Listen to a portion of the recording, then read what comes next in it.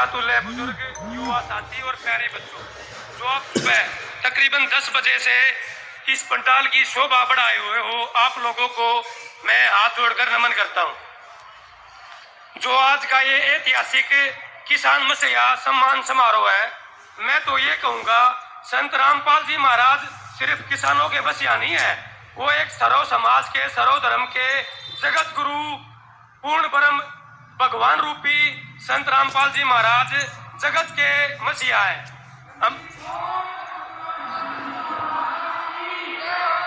हमारे समाज में सबसे पहले चौधरी छोटू राम जी को किसान मसीहा का दर्जा दिया गया था। उनके बाद संत रामपाल जी महाराज को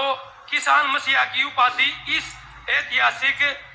देड़वास गांव की पावन धरा में, जो मेरे 85 गांव की सरदारी, 12 खापे और सरपंच एसोसिएशनों ने मिलकर जो एक इतिहास रचा है, जो इतना बड़ा एक ऐतिहासिक सम्मान समारोह किया है, इस सम्मान समारोह का साक्षी होने पर मुझे गर्व की अनुभूति हो रही है। और इतना मान सम्मान देड़वास गांव में मिलने के लिए मैं देड़वास गांव की और सभी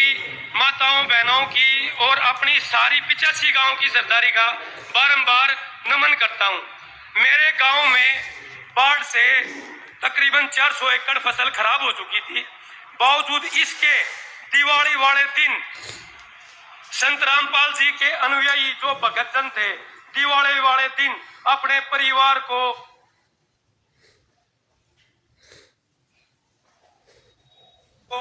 अपने गांव को छोड़कर मेरे गांव में, जैसे श्री रामचंद्र भगवान के दूत के रूप में हनुमान जी उनके हमेशा साथ रहते थे, वे अनुयायी मेरे गांव में आए और मेरे गांव में 20-30 लाख रुपए की सहायता राशि दी। मेरे गांव में कम से कम 400 एकड़ फसल ऐसी थी जो अगली बार तो छोड़ो, अगली बार भी जिसमें बिजाई की संभावना नहीं थी, अब मेरे गांव में बिजाई हो रही है। ये जो एक सोच है, अभी मैं 2 मिनट पहले नीचे था तो एक पत्रकार साथी ने पूछा कि भाई साहब, जो संत रामपाल जी महाराज हैं 11 साल से जेल में है,